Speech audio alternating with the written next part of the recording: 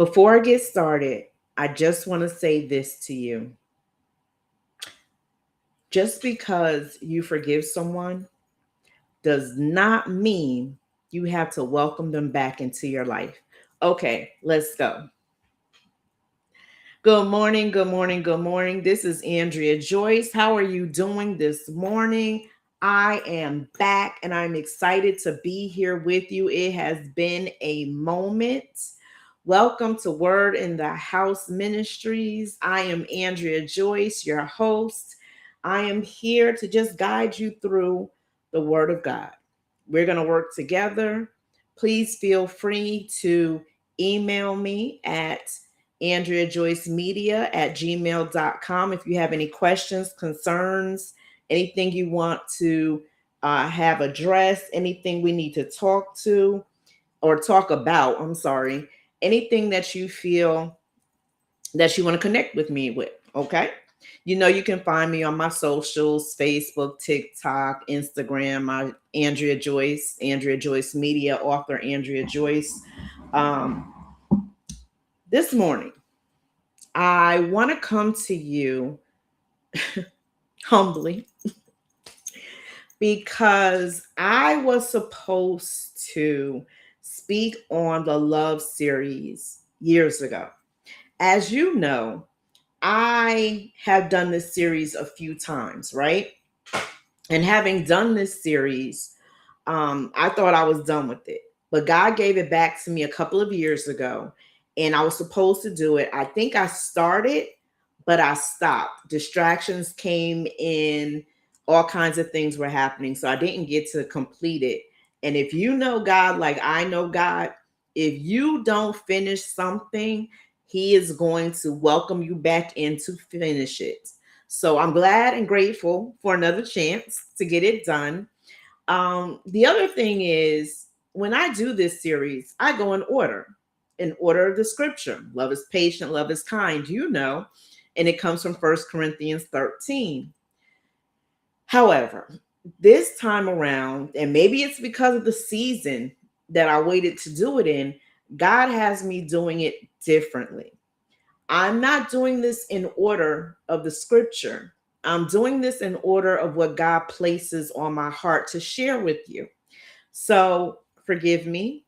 I would love to start it from the beginning, from the top, and go down. However, there is a pressing. And if you know anything about a pressing, you got to get that pressing out.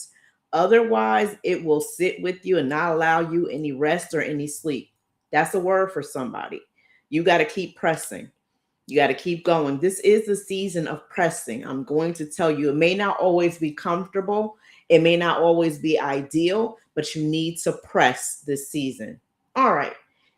If you're with me, we're going to go a couple of places today, okay? I first want us to start with First Corinthians 13, verse 5, the B clause, and it says, love keeps no record of wrongs. We're going to talk about that today. However, in the midst of talking about love keeping no record of wrongs, I need to segue into forgiveness. We got to talk about it, and it's been on my heart. And God deals with me when it comes to faith, when it comes to forgiveness. There are a couple of things that God just won't let me go of. He's like, I planted you here to talk about all kinds of things, but I definitely want you to focus on this. So I want to say to you today, let's talk about forgiveness for a moment before we get into the text and before we get into our points. Forgiveness, true forgiveness, which is what this is talking about. This scripture is talking about love keeping no record of wrongs. It is talking about forgiveness and the fact that when you really and truly forgive someone, you do not keep bringing it up to them.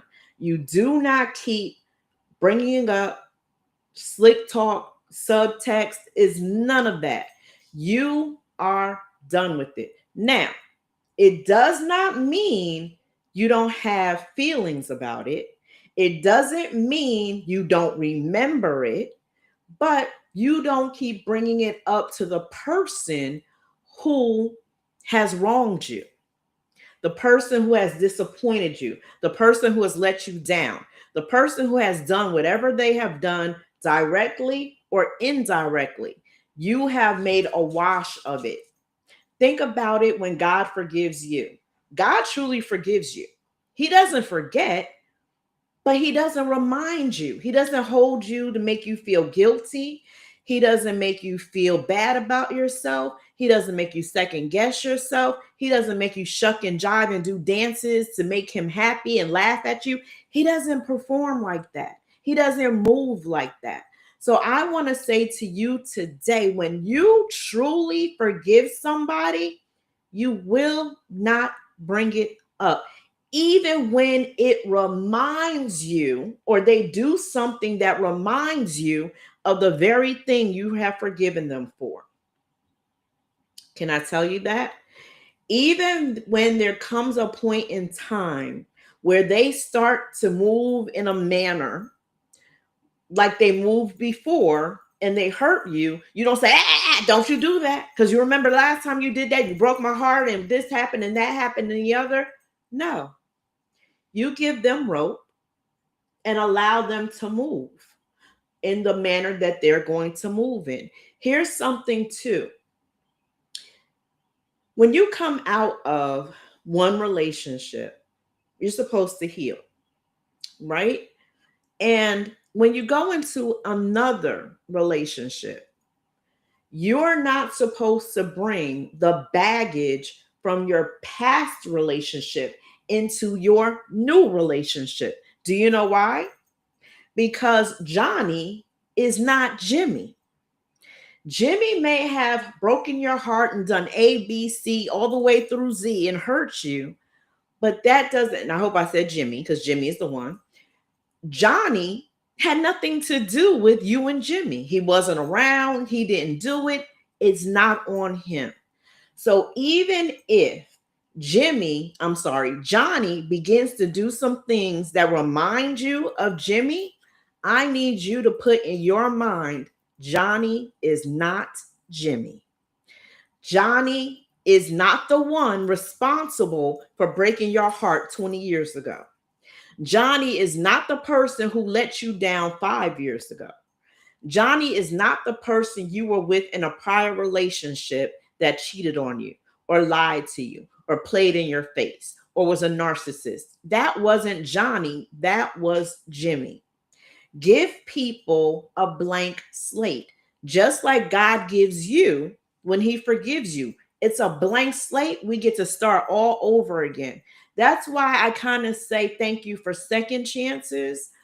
Yeah, we realize it's probably my 1,000th chance, but because God forgives me and gives me a blank slate, it's like I'm starting fresh with no history. You know how you go on your computer and you clear your history, your browser history, and all of that? That's what God does. He clears your history. So whether you're with Johnny in a new relationship or you remain with Jimmy in the present current relationship, when you forgive either of them, well, Johnny hasn't done anything, but if you forgive Jimmy, Jimmy should have a clean slate. He should have a clear history. There should be no more, hey, back in 1847, when you did A, B, C, and D, you shouldn't be bringing that stuff up. That's when you truly forgive. And here's what I want to say to you. There are times our mouths say we forgive because we're trying to continue on with the person we're with, or we want a new start with somebody else. But the truth of the matter is, you haven't forgiven. Andrea, how do you know I haven't forgiven? I prayed, I sat with my emotion, I threw it away, and it's no longer bothering me. Oh, really? Let that person say something or do something that hurts your feelings. That's the true test to know if you've forgiven somebody. If you immediately, without thought, go right into, well, when you did You haven't truly forgiven. What you've done is pushed what they did to the side. You swept it under the rug. You buried it, but you didn't forgive it. Because if you have truly forgiven, there should be no talk of what they did 2 weeks ago, 2 years ago, 20 years before. That should be a brand new conversation. Yeah, you'll remember, hey, I got to be careful because I know there's a possibility that this could happen, but I'm not going to guarantee it. I'm going to let them have it. I am going to trust that when they ask for forgiveness, they are not going to do to me what they did last time. Okay? That's one thing. The other thing I wanted to say is what I said in the beginning. Just because you have forgiven someone does not mean that you allow them back into your life in the same position. You may have seen me post, just because I forgave you and you have the title doesn't mean you have the same position. See, we have titles, right? Sometimes you could be supervisor, that could be your title. Husband could be your title. Sister could be your title. Cousin could be your title. But just because you have those titles does not necessarily mean you have that position. Andrea, what do you mean? If I separate myself from you, you are no longer my husband, my supervisor, my sister, my cousin, my whoever. If there's distance between us, you might still have the title, but you don't have the position. You're not in position in my heart to hurt me the way you did before. You're not in the position to be in my stratosphere, my atmosphere, my neighborhood like you were before. Because when you hurt me, one thing was clear to me: you have the possibility of hurting me again.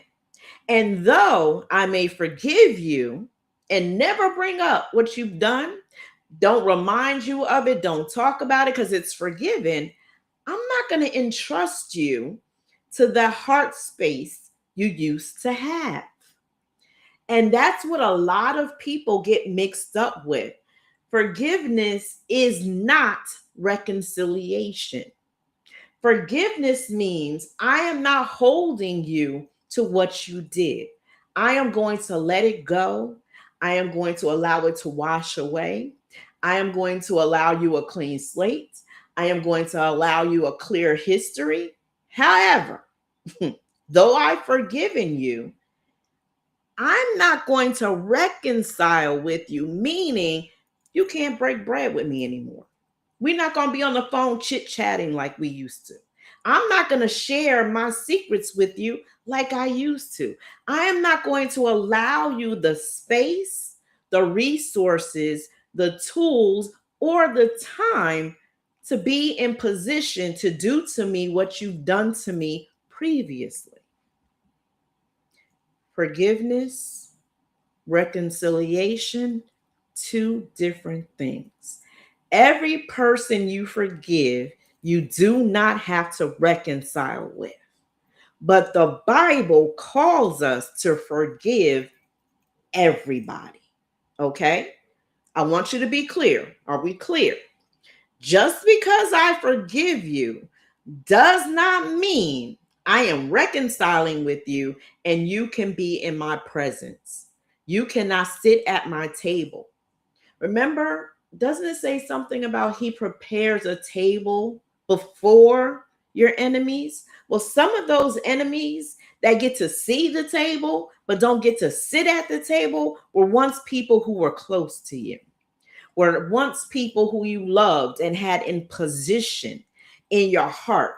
They had the position but somehow fell off. So now, even though they can see you being blessed, even though they can see your table is full and filled, they can no longer partake of the blessing or the food or the whatever it is because they are no longer reconciled with you. Okay? I just want us to be clear because there are going to be people who say, well, I forgave them, but what? I forgave them, but every now and again, I remind them of what they did to me so they'll know I was hurt. Baby, you haven't forgiven. There are times where you forgive somebody in word only. And there's nothing wrong with that because forgiveness is a process. Can I share something with you really quickly? Because I don't want to take too much more time. It took me over 30 years for me to forgive my biological father. The hardest part of forgiving him was him continuing to do the things that kept hurting me. Isn't it hard to forgive someone when they keep doing to you what they were doing in the first place? You want to forgive them, but they doing the same thing over and over and over and over again. And you're looking at them like, I'm trying to forgive you, but how can I? Or do you find it hard to forgive someone because they're not sorry? They're not repentant. They never came to you and said, I apologize for what I did to you. I know I hurt you. I'm so sorry for how I moved, how I went about doing this or that. I'm here to tell you that forgiveness is not for the other person. Forgiveness is for you. Forgiveness is to allow you to release them. Don't you know when you're not forgiving, when you have unforgiveness and art and anger, it allows you to become bitter. It allows you to have resentment. It allows you to have rebelliousness. It allows you not to sleep at night, not to eat. And mind you, while you're having all this negative emotion and negative feelings and negative outcomes, that person is skipping along, do, la da da da da, not thinking about you. And sometimes that's the worst part. They're living their lives la vida loca while you sitting here. I'm mad. I'm angry. I don't trust nobody. Looking like you were dipped in lemon sauce. Oh, not lemon sauce. I'm thinking about lemon pepper wings. Lord have mercy. Lemon juice. And they're living their lives. So I want to say to you today, forgiveness is required by God. He asks us to forgive everybody. And if you need help forgiving, talking to God is one of the best resources in helping you to forgive. Talk to Him and get it all out. Lord, they're not sorry. They're not repentant. They could care less about what they did. They're moving on with their life. Help me to let them go. I don't want them to have power over my emotions. When I see them, I'm angry, or I cross the street or go a different way so I won't run into them. Or if they text me or call me, I'm like, ugh. Nah, I don't want them to have their power. They already did what they did to me or to my loved one or to a friend or to family. I don't want to give them more power. So help me to release them and what they did so I can move on. Here's something else I want to talk about, and this brings us right to the text. Sometimes the person you have to forgive is someone that you have to be around. Sometimes the person you have to forgive is the person who shares your house, who shares your bed. Sometimes the person you have to forgive is someone really, really close to you. And not only do you have to forgive them, but God calls you to reconcile with them. So you really, really have to work on forgiveness. Like my biological father, I had to forgive him. God told me that. He didn't tell me why. My mother was like, forgive him because if he dies and you don't forgive him, you'll feel so bad. It'll haunt you for the rest of your life. She told me that over and over and over and over and over again. And I wanted to forgive him. I cried. I was tired of hearing about her or hearing from her to forgive him. I wanted to, but it was so hard because he kept messing up on me, messing over on me. doing things to hurt me. He kept doing it unconsciously, consciously, I'm not sure, but it kept happening. And then I took this class called Making Peace with Your Past. You guys have heard me say this over and over, and I think I'm going to have to host another class, facilitate another class. And it took me bearing my soul in a letter and then burning that letter to let the letter represent my feelings. He had no more control over them. And I was going to love him in spite of what he had done and who he was. Because I had to realize he may never change. That leopard may keep his, I'm about to say stripes, his spots for the entirety of his life. What am I going to do? Am I going to be the bitter person that keeps bringing it up, keep holding on to anger, disappointment, let down, all those feelings, bitterness, resentment? Or am I going to let them go, realizing he's never going to say I'm sorry, realizing he doesn't even understand? And can I add this? There was a point in time I went to him to talk about it because I really, really wanted to forgive him. So I went to him to talk about it, called him on the phone because, as you know, he was a real yo-yo in my life, in and out, up and down, you know what I mean? And I called him and he actually answered the phone. So I was like, oh, serendipity. Let me get it out right here, right now. This is the perfect chance. And he said to me, I don't want to talk about that. I can't handle that. And hung the phone up on me. So now I had all this unforgiveness. I had all these feelings of resentment and bitterness. Let's add it onto it that now you don't want to talk about it. You caused this. You're the adult. You're the grown up in this relationship. I'm coming to you to say you hurt me and I want to forgive you. So let me just get this off my chest. And you want to say, I don't want to talk about it. I don't want to talk about it. So now I have to forgive those words plus all your actions and activities.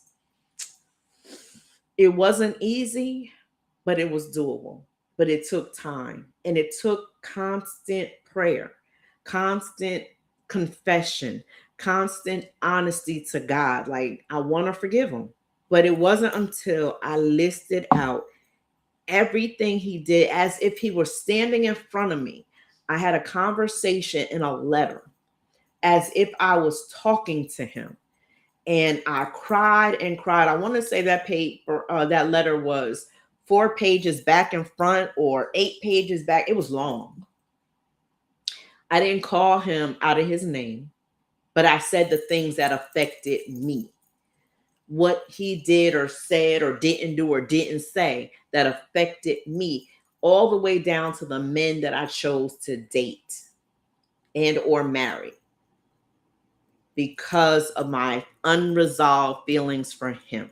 Didn't blame him for my choices, but I let him know the reason that I kept choosing wrong was because of my unresolved conflict with him. And I refused to do it any longer. So I gave it all to him. Take it back. I don't want it. Never talked to him about it, but the crazy thing is God will test you. And maybe a year or two after I wrote that letter, he in his lifetime, my biological father had 3 strokes. I'm sorry, 2 strokes, 3 heart attacks. The last heart attack took his life. But I had to come in when he was suffering because I was his only child and, do the paperwork, make sure he was set up right. If I had not forgiven him, there's no way I would have been able to do it. Not only that, had I not forgiven him, they would have never had the contact information for me. So there would have been no way for them to reach me.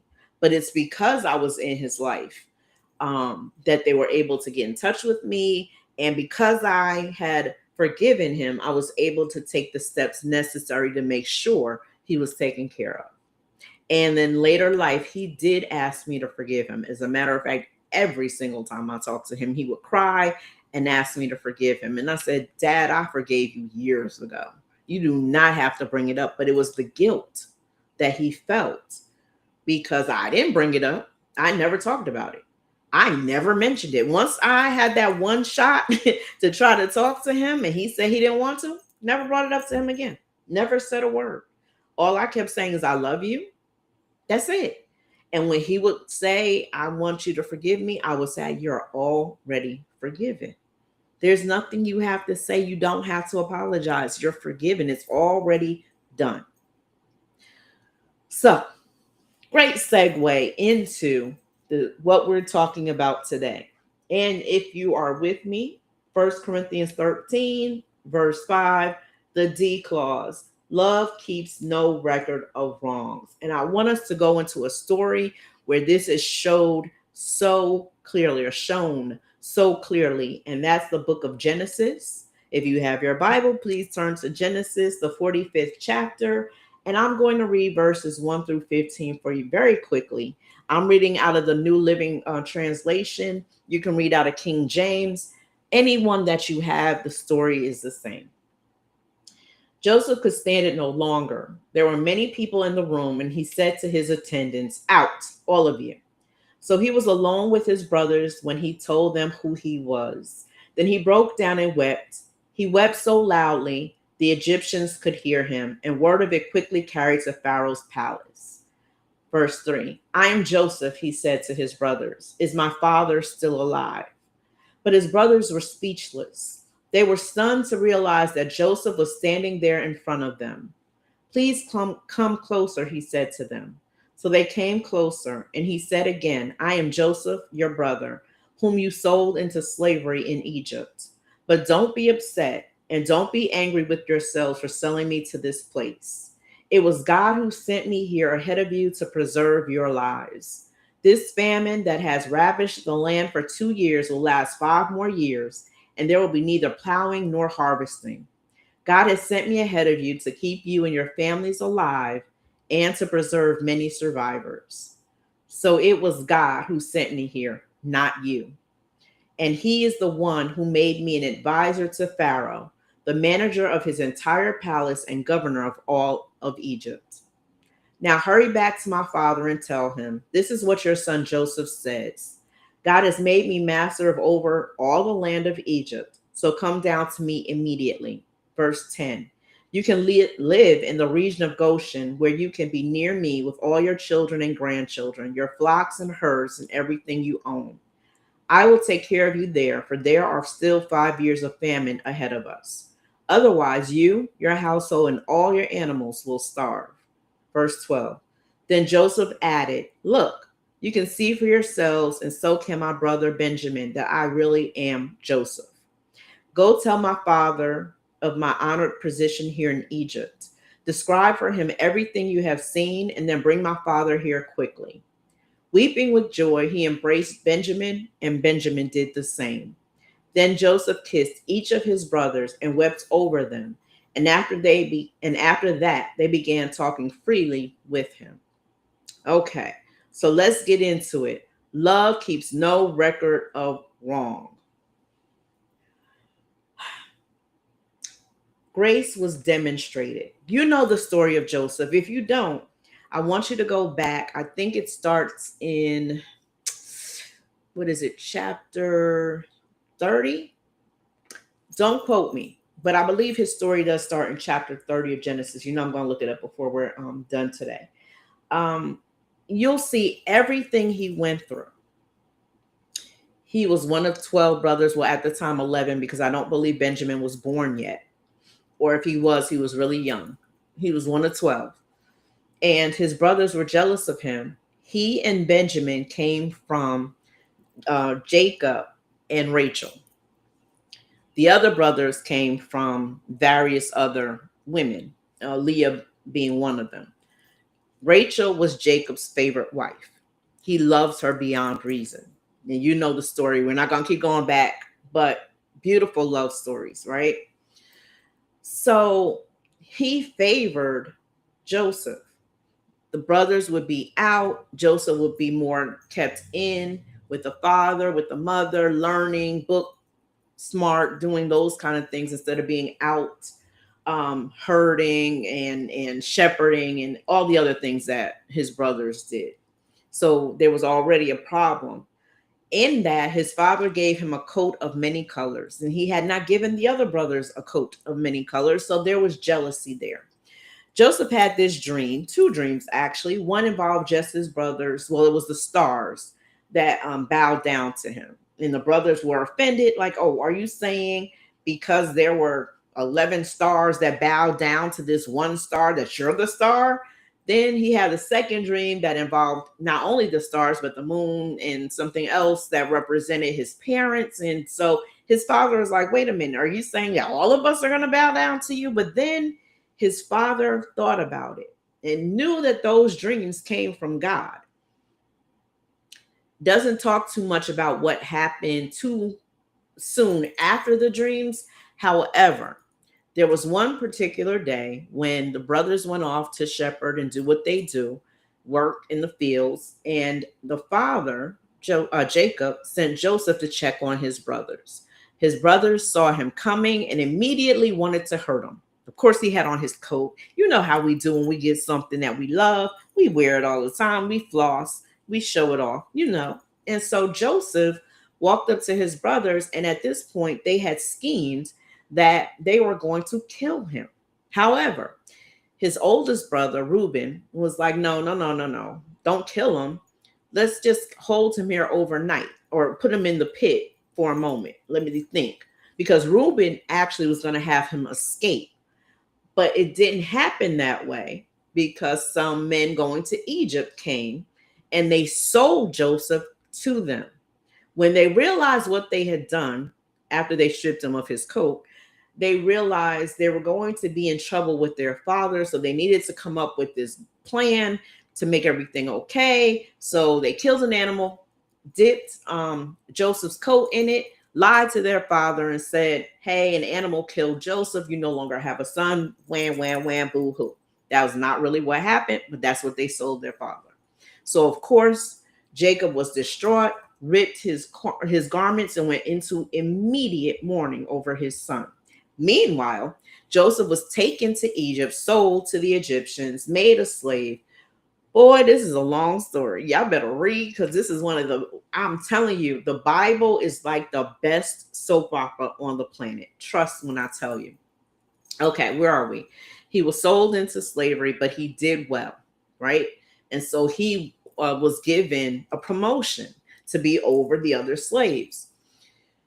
Then Potiphar needed help. Joseph went into Potiphar's house as a leader there.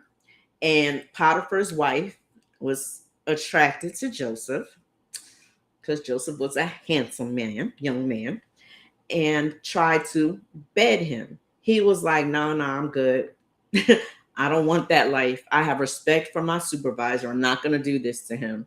So she lied on him, said that he raped her. He ran so fast, he ran out of his jacket. It ripped. So she was like, see, here's proof. I have his clothing. I fought him off. So now Potiphar is angry. There's so many stories that I want to talk about when it comes to Joseph, but we'll get to that in time, future time. But right now we're just trying to get a summary of what's happening.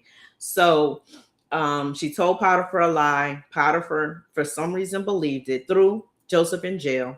Joseph was in jail. Whew, boy, those accusations, man, can cause problems. Be careful of lying on people. Be mindful. Be mindful. That's all I want to say about that. Joseph is in jail, pretty much forgotten about until two men are placed into jail, sentenced to spend time in jail. I remember one is a baker, right? And one was the cup holder. I forgot his official title, but he is the one that would sip to make sure that there was no poison for the king. And Joseph had a dream about the two of them. Or they had a dream. I'm sorry. Boy, I'm about to mix up the story. Joseph interpreted their dreams. One was going to go back to the castle to serve the king, and the other one was going to be beheaded. So the one that was going back to serve the king, I believe it was the cup holder, he said to him, "Don't forget me. When you go back to the kingdom, tell them about me. Tell them I'm innocent. Tell them I helped you. Tell them something. Just get me out of here." And he was like, "Of course, I'll never forget you." And what happens that always happens to us when we say we're going to do something later? We forget. Good segue point to say, when you promise somebody that you're going to pray for them right then. Don't put it off till later. Later sometimes never happens because we get so caught up in our day, so caught up with distractions and just regular life, we forget. So if you tell somebody you're going to pray for them, my habit now is to pray right then. Even if I don't do it out loud, even if it only lasts 10, 30 seconds, pray. Okay, let's continue moving. So he gets back to work, forgot all about Joseph, didn't think about him until Pharaoh had a dream. He had a dream and no one could interpret it. And the cup holder remembered, hey, there was this guy in prison that interpreted our dreams and said that I would be back in the castle. And look, I'm back in the castle. Maybe if you tell him your dream, he'll be able to help you. Okay, so we're going to fast forward real quick. He told Pharaoh what the dream meant, and Pharaoh put him in charge of the land, in charge of Egypt, second only to him. Okay. Woo, what a story. Okay. From the pit to the palace. That's what they love. I love that. I love it. I love it. Anyway, in that story, all the things that his brothers did to him, Joseph showed grace in verse 15. In verse 15, let's go to it. He says, then Joseph kissed each of his brothers, the Bible says. Then Joseph kissed each of his brothers and wept over them. And after that, they began talking freely with him. Joseph gives his brothers grace. He doesn't send them to jail. He doesn't beat them, whip them. He doesn't restrict them from the land. He doesn't have them to starve. He doesn't do to them what they have done to him. He gives them grace. He cries. He kisses them. He welcomes them in, and they begin talking freely. So we can imagine what that conversation was like. It could have been, this is what you've missed all these years. He could have told them the story of everything he had been through, not to make them guilty, but just to show them, this is why I am where I am. Here's my family, anything. But they were freely able to talk. Grace is demonstrated itself in verses 5 through 8. 5 through 8 says, but don't be upset. And don't be angry with yourself for selling me to this place.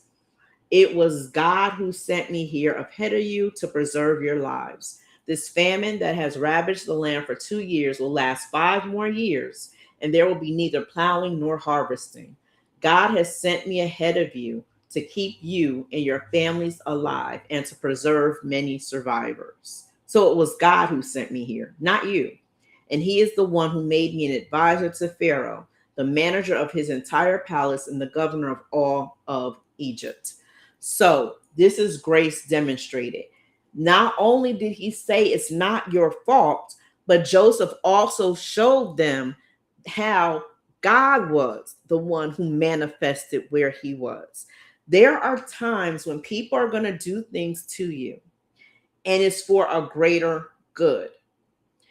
And even as you're not recording the wrongs, repeating over and over and over, that's why I like to think of recording as, you remember when back in the day we used to have cassette tapes and we would put them in our boom box or our radio, and we would record things on the radio, songs we wanted to hear and play, and we would press play, then rewind, play, rewind, play. We do not record.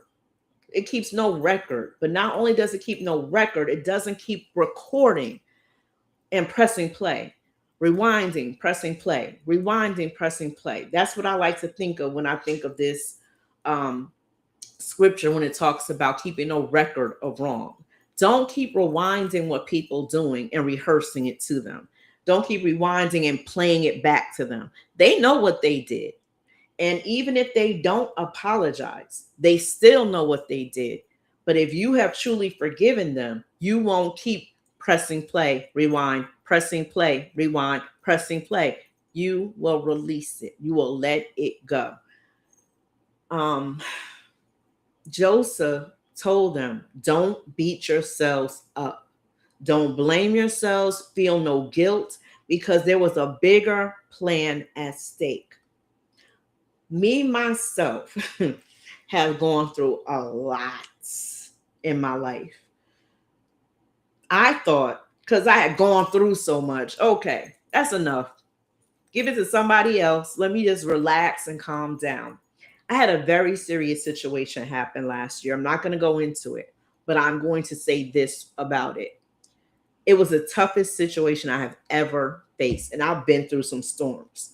You know it. I talk about it. I wrote it in a book, The Storms That I've Been Through. This was the worst storm out of everything I've been in.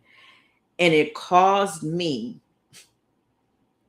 to sink low, to go low, to hit rock bottom. It caused me to hit rock bottom in every area of my life, including spiritually. And I was angry, hurt, upset, depressed. I wanted vengeance. Oh, it was so much. Then God came in, as he does, and had a conversation with me. And he said, I need you to see the bigger picture. There was a reason what happened had to happen. And it had to happen the way it did because I have something bigger for you to do. Now I'm sitting here broken, depressed, beat down, beaten, just rock bottom. And I'm looking up at God like, what? You allowed this because you had something for me to do, something for me to gain, something for me to learn. Whoo, what a lesson.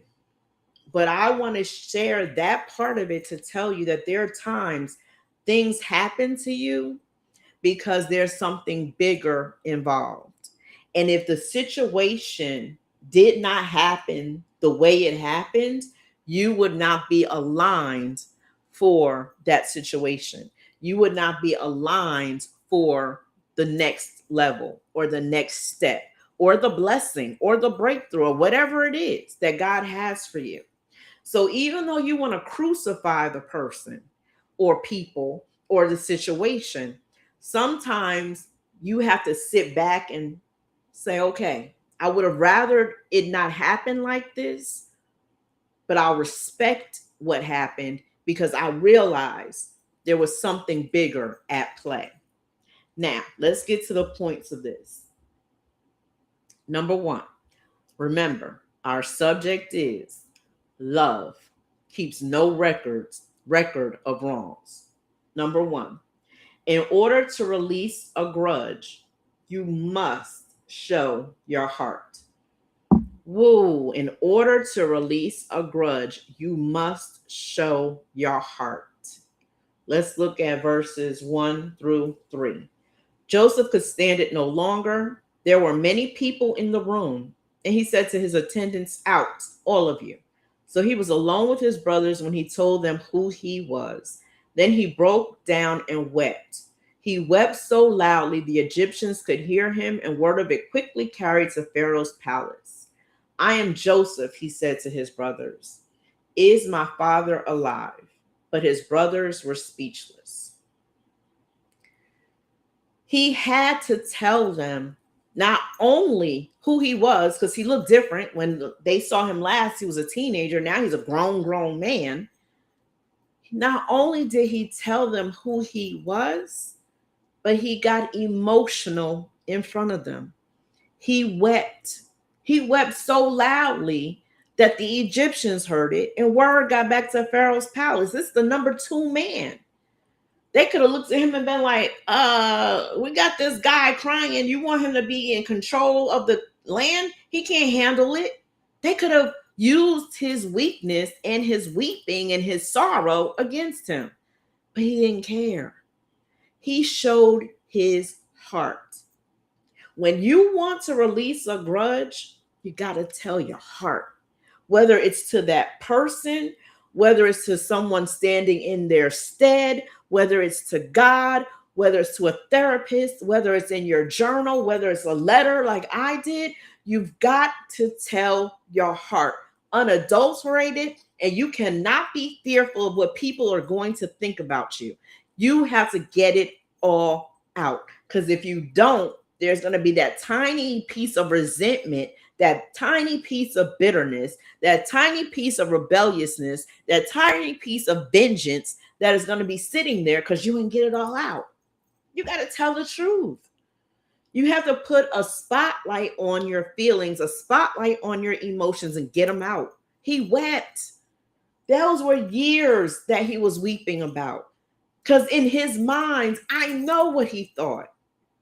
He went back to him being a teenager. The last time he was with his brothers, he probably looked up to them. They probably were his heroes, and they didn't even know it. They thought he had a different agenda, and he didn't.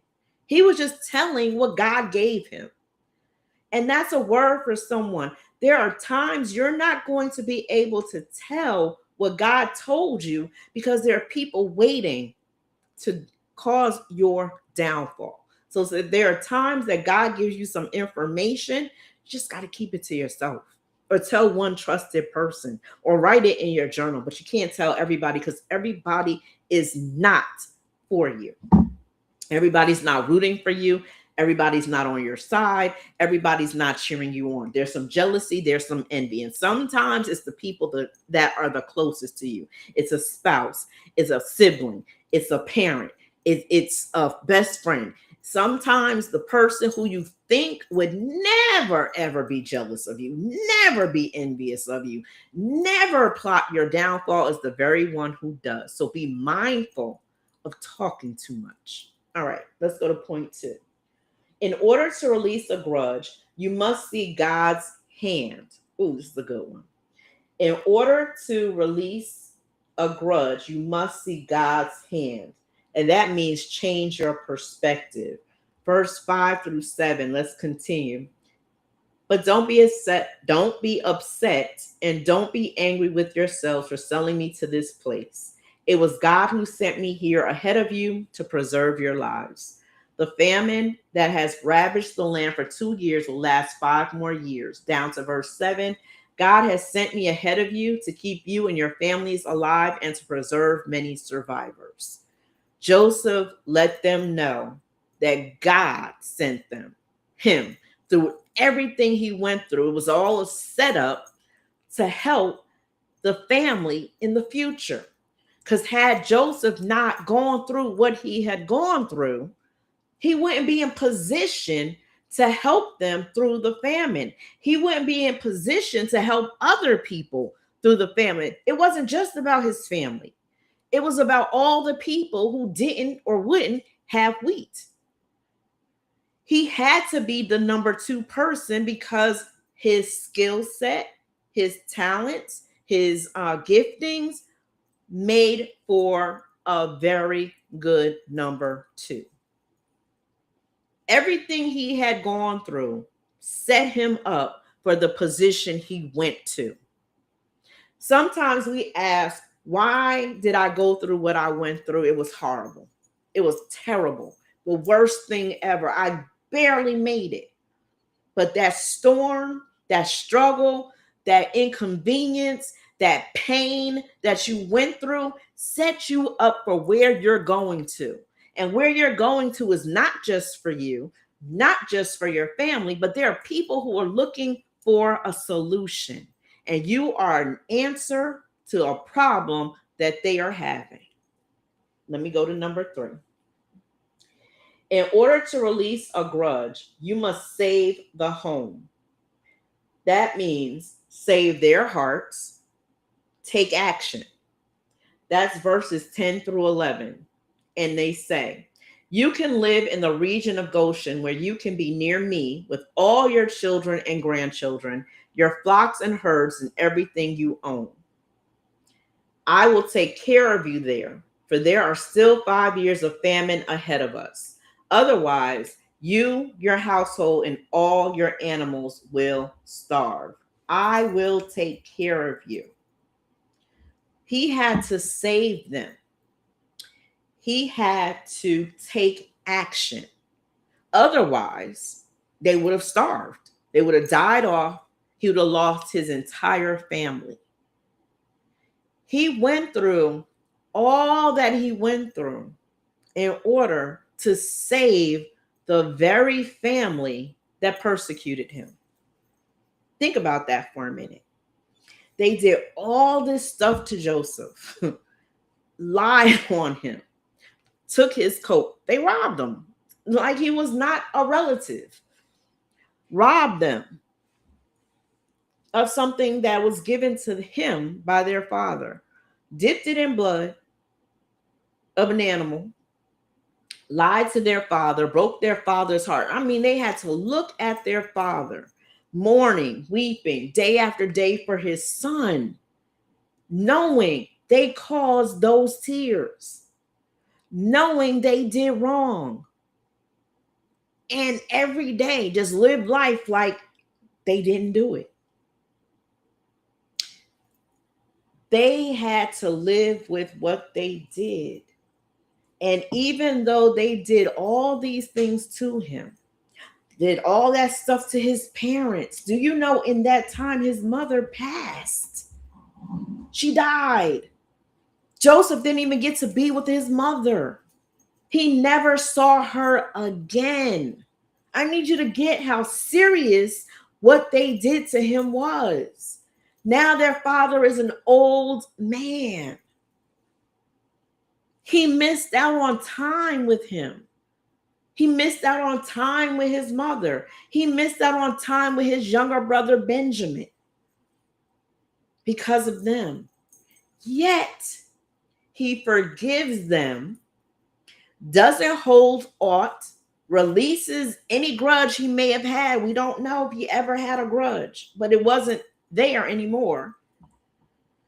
And said, what you did, you only did because God sent me here so I could save you and everybody else. So even though you did these bad things to me, I'm going to save you and your family and your generations to come as I save the other people of the land. And as a matter of fact, I got somewhere for you to go that you could just spread out and live your days. Not just you, but your kids, your grandkids, your sheep, your goat, whatever you have. And live. Not survive, not struggle, but live. And live in abundance. Because him being second in charge, he's got money. He's like, I'll take care of you. You don't have to worry about any expenses. You don't have to worry about coming out your pocket for anything. I got you. And meant it. No hidden agenda, no strings attached. I'm going to take care of you guys. I got you. No mention of, oh yeah, so that coat that my dad got me, that my dad made for me and presented to me, you remember that? You remember when I came to check on you, make sure you were good, and you threw me into a pit I couldn't climb out of? You remember y'all were plotting to kill me? You remember those guys that were headed to Egypt came and you sold me to them for some coins, some silver? Remember that? No, he didn't do any of that. Instead, he said, God sent me here so I could save our family. And I'm saying to you today, especially in relationship, in marriage, in romantic relationships, especially, I especially want to say this. We're not all perfect. None of us. None of us is. Only Jesus. And none of us are Jesus. We're going to make mistakes. If you truly want your marriage and your relationship to work, there comes a time when you are going to have to release grudges, where you're going to have to forgive and sit in that marriage and sit in that relationship, not run from it, not run away from it. You're not protecting your peace. You need to sit in it because this is where God called you to be. There are some relationships and some marriages God called you to be in and to sit in and to grow in because you are there to save each other, or you're there to save him, or he's there to save her, however it goes. But if God called you to be together, there's some things you're going to have to forgive and let it go. And don't bring it up. Even when it looks like it's the same thing, different day.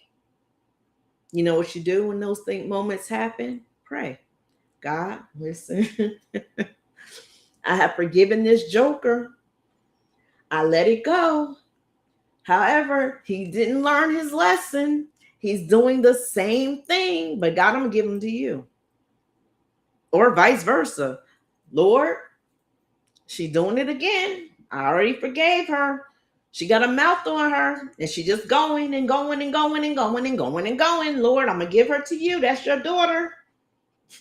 You called me to be in this marriage. You called me to be in this relationship. So I'm going to give her to you. I want to walk away. I want to let it go. I don't want to be bothered. I could do bad all by myself. There's 15,000 other people that could replace them. And God's like, no, they're not. No, they're not. Not if he called them to be. No, they're not. And you really have to pray, Lord, help me to forgive. Lord, help me not to bring it back up. Lord, please help me.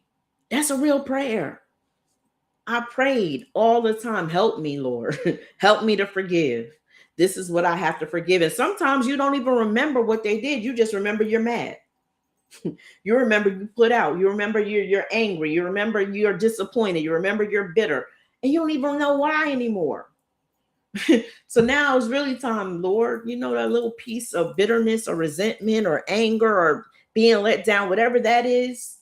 Lord, can you remove it? Can you let it go? Can you get rid of it, Father? Because I want to move ahead with this person because you called me to be here. Now I'm talking about family situations. Now I'm talking about jobs. I'm talking about everything in life because there's always going to be somebody that's going to make you angry. Somebody who's going to hurt your feelings. Somebody who's going to disappoint you. Somebody who's going to let you down. Someone who's going to lie on you. Someone who's going to spread rumors about you. Someone who is going to use your name in something that you were not even involved in ever. And you're going to have to forgive them. But it doesn't necessarily mean because you forgive them that they need to be in your face, in your space, or in your place. You have to be the one who decides that. I am talking about relationships that God calls you to. There are some family members you just can't allow in your space because they are detrimental to your peace. They are deadly. They are distracting. They are stress-filled. They are drama babies.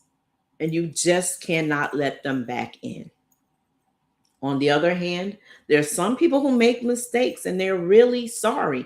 Even if they don't say sorry to you, they are sorry and they'll be better. They'll try to do better. How do you discern the manipulator versus the person who's really trying? It's in your spirit. And if not, pray and ask God, and he'll let you know. But it doesn't matter regardless if they're a manipulator who will continue to cause drama and drama and drama and more drama, or if they are really trying to be a better person, you got to forgive them both. You got to let go of the grudges. You can't hold that unforgiveness, that anger, that hurt, that disappointment. You got to let it go. God calls us to forgive everybody. Now, the choice for them being in your life, that's up to you. You and God. You decide if you want them back in your life. But no matter what, you've got to forgive. Love, true love, real love keeps no record of wrongs. Thanks for tuning in. I'll see you.